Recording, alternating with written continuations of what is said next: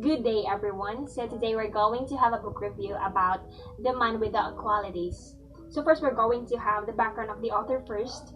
So the author of this book was Robert Musil. So Robert Musil was born on November 6, 1880 at Klagenfurt, Carinthia. So he was the son of engineer Alfred Adler and Hermine Bargu.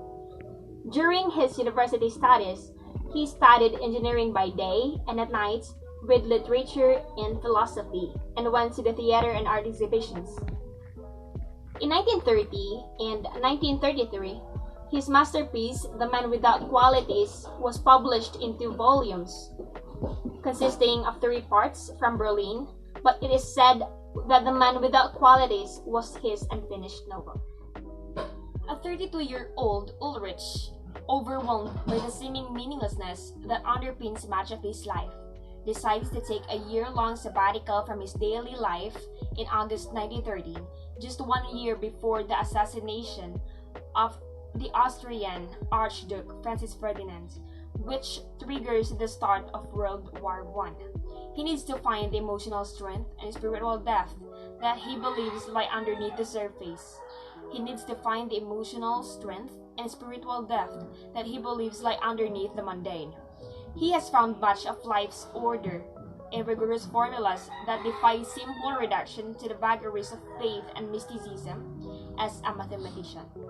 Ulrich has been thinking about society's negative perceptions of mathematics and science for a long time.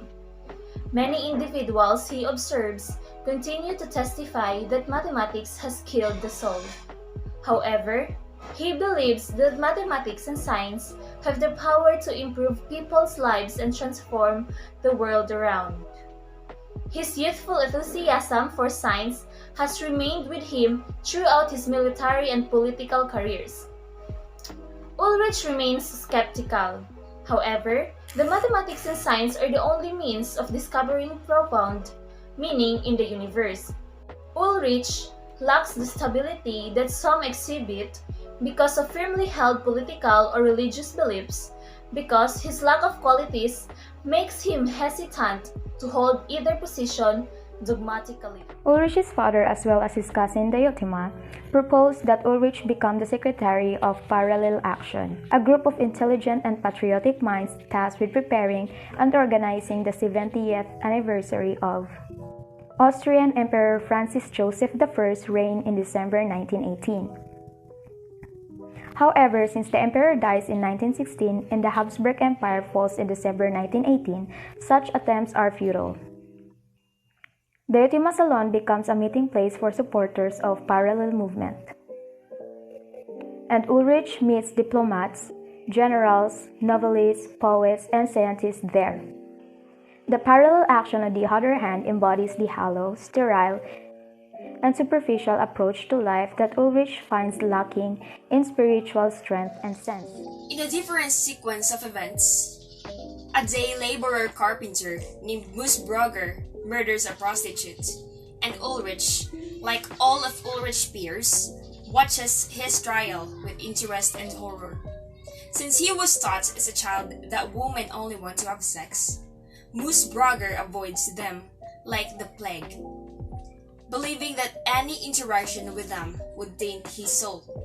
He viciously kills a young prostitute who starts to pursue him, ostensibly for safety. A number of problems arise as a result of this. Is Musbrugger psychotic or guilty of murder? Should he be put to death if convicted? Is it possible for Musbrugger in his madness to understand the accuracy of Ulrich's soul search? Musbrugger feels the oneness of the external-internal worlds in one of his delirious states, and he becomes one with all the things around him. This state of insanity is a manifestation of Musbrugger's attempt to impose order on life. Walter and Clarice, Ulrich's childhood colleagues, are both fascinated by Musbrugger's trial. These friends, who are now married, have their own way of finding meaning in life. Walter, an experienced pianist, finds himself creatively blocked and lacking the desire to compose as he did before he married Clarice. Clarice, who is a firm believer in Walter's creative prowess, agrees to refrain from having sex with him until he regains his artistic vision and composes his masterpiece. Clarice, who is also an artist, refers to Walter as her Prince of Light, who has brought her a new gospel of the power of art.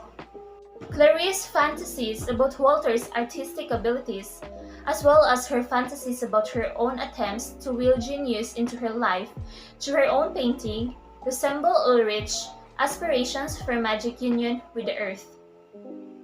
Miss Brugger and Clarice are two characters who are most capable of discovering certain indicators of spiritual strength, and Ulrich uncomfortably acknowledges their abilities to transcend their respective cultures in order to find the spiritual order that lies outside those cultures.